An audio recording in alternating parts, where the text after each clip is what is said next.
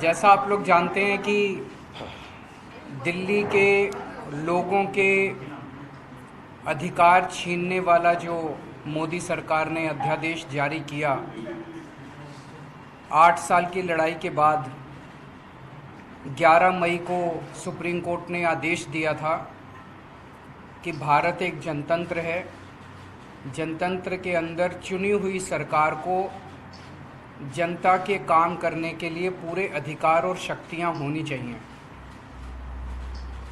2015 में मोदी सरकार ने एक नोटिफिकेशन जारी करके हमारी पावर्स छीन ली थी।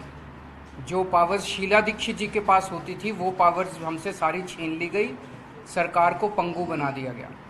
उसके बावजूद भी हमने काफ़ी काम किए, हम ही जानते हैं कैसे काम किए। लेकिन 8 साल की लड़ाई के बाद दिल्ली के लोगों को न्याय मिला सुप्रीम कोर्ट से।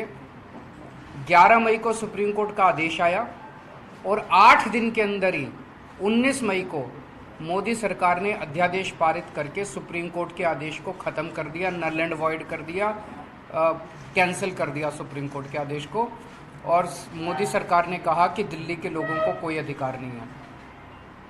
ये दिल्ली के लोगों के न केवल अधिकार छीने गए, बल्कि एक तरह से दिल्ली के लोगों को तमाचा मारा गया, दिल्ली के लोगों का अपमान किया गया कि तुम जो मर्जी सरकार चुन लो, उसको काम नहीं करने देंगे हम। ये मोदी सरकार का संदेश है दिल्ली के लोगों को, आप जो मर्जी सरकार चुनिए, हम आपको काम नहीं करने देंगे। ये अध्यादेश आया है और ये अध्यादेश अब बाद में मॉनसून सेशन में संसद में आएगा। तो संसद में जब आएगा तो राज्यसभा में भारतीय जनता पार्टी का बहुमत नहीं है। 238 सदस्य हैं जिसमें 93 केवल बीजेपी के हैं। तो अगर सारी नॉन बीजेपी पार्टीज एक साथ आ जाएं तो इस अध्यादेश को गिराया जा सकता है। तो इसीलिए आप लोग देख रहे हैं कि मैं एक एक पार्टी अध्यक्ष से जाके मिल रहा हूं और उनकी हम सपोर्ट मांग रहे हैं कि जब ये संसद में बिल आए तो वो दिल्ली के लोगों के साथ खड़े हों, दिल्ली के लोगों को न्याय दिलाएं। दिल्ली के लोगों के साथ बहुत बड़ा नुकसान हुआ है, दिल्ली के लोगों का बहुत बड़ा धोखा हुआ है दिल्ली के लोगों के साथ। तो इसी सिलसिले में मैं ममता बनर्जी से मैडम से मिलने गया था, उन्होंने सपोर्ट जाहिर किया। ठाकरे साहब से मिलने गया था, उन्होंने सपोर्ट जाहिर किया। एनसीपी से मिलने गया था, उन्होंने सपोर्ट जाहिर किया। केसीआर साहब से मिलने गया था, उन्होंने सपोर्ट जाहिर किया। उसी सिलसिले में आज मैं सीताराम येचुरी जी से, उनकी टीम से और सीपीएम पार्टी से सपोर्ट मांगने के लिए आया कि इस राज्यसभा में आप हमें सपोर्ट कीजिए। और मैं तहे दिल से शुक्रिया अदा करता हूँ सर कि आपने आप अपनी तरफ से और पार्टी की तरफ से दिल्ली के लोगों के साथ खड़े होने का आपने निर्णय लिया, हमें सपोर्ट दिया। और आज आपके दफ्तर में जब हम आए, आपने इतना मान सम्मान दिया। We are very grateful to you. Thank you sir. Thank you, बहुत शुक्रिया। आप और आपकी टीम हमारे दफ्तर आए। और जहाँ तक मार्क्सवादी कम्युनिस्ट पार्टी का सवाल है, 19 मई को ये अध्यादेश जारी किया मोदी सरकार ने। 20 मई को हमने इसका पूर्ण खंडन किया। हमने कहा ये हमारे देश की संवैधानिक व्यवस्था और जनतंत्र के खिलाफ है। और एक तरह से देखें, ये कंटेंट ऑफ कोर्ट भी बनता है कि कोर्ट ने इस तरीके से वर्डिक्ट दिया और उसको आप रिवर्स कर रहे हो कि ऑर्डिनेंस के थ्रू।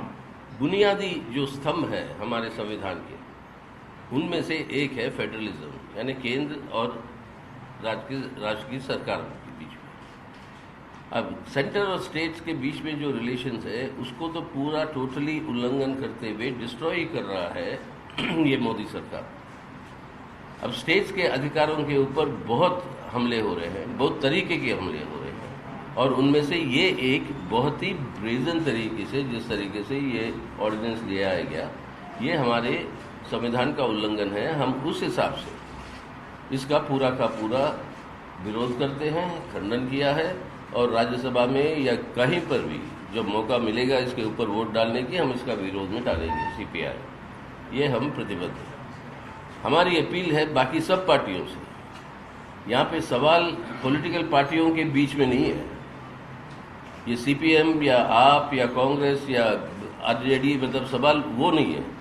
सवाल ये है कि देश का संविधान, संवैधानिक व्यवस्था, उसके ऊपर जो हमले हो रहे हैं उससे डटकर मुकाबला अगर नहीं करेंगे तो एक तानाशाही व्यवस्था ही नहीं, लेकिन हमारे देश के अंदर उससे भी बुरा एक फांसीवादी रुझान के साथ ये देश को चलाने की जो कोशिश है वो खतरा सामने आएगा।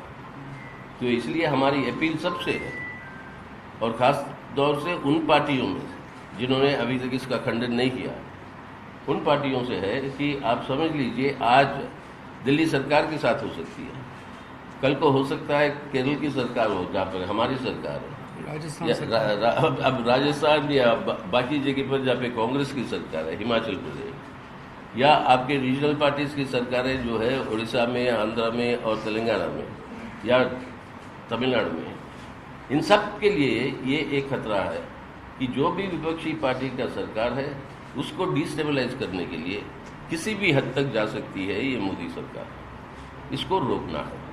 तो हमारी अपील सबसे है, खासतौर से सबसे बड़ी विपक्षी पार्टी कांग्रेस कि आप आइए यहाँ पर सब मिलकर हम जो है संविधान की रक्षा करें, और जो इस संविधान को उल्लंघन की बात छोड़िए, इस संविधान के ऊपर हमला कर रहे हैं इस तरीके से, उनके खिलाफ जुटकर मुकाबला करें। ये है मेन मुद्दा।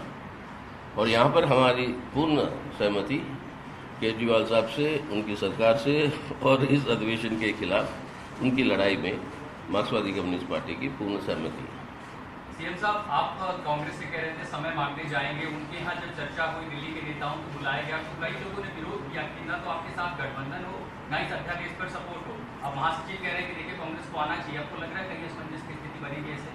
देखिए, मैं जो अखबारों में पढ़ रहा हूँ और उनके बयान सुन रहा हूँ, वो बता रहे हैं केजरीवाल को सपोर्ट नहीं करेंगे, केजरीवाल ऐसा है, केजरीवाल वैसा है। ये मुद्दा केजरीवाल का नहीं है, मैं इम्पोर्टेंट नहीं हूँ। ये मुद्दा देश के जनतंत्र का है, दिल्ली के लोगों का जो अपमान हुआ है ये मुद्दा उसका है, संविधान का है। मेरी उनसे निवेदन है कि केजरीवाल को छोड़ दीजिए, केजरीवाल को सपोर्ट मत कीजिए, लेकिन मोदी सरकार ने जो दिल्ली के लोगों का अपमान किया, दिल्ली के लोगों की सारी शक्ति छीन ली, तो दिल्ली के लोगों के साथ खड़े हुई है। आज इन्होंने दिल्ली नमस्कार, मैं हूं मुकेश कोरी। आपको ये वीडियो कैसा लगा है उस पर अपना सुझाव कमेंट बॉक्स में जरूर दें। हमारे चैनल को सब्सक्राइब ना किया हो तो सब्सक्राइब करें, बेल आइकन पर प्रेस करें, प्रत्येक खबर का नया नोटिफिकेशन सबसे पहले आपको प्राप्त होगा। हम फिर मिलेंगे एक नई खबर के साथ, तब तक आप हमको इजाजत दीजिए। जय भारत, जय हिंद।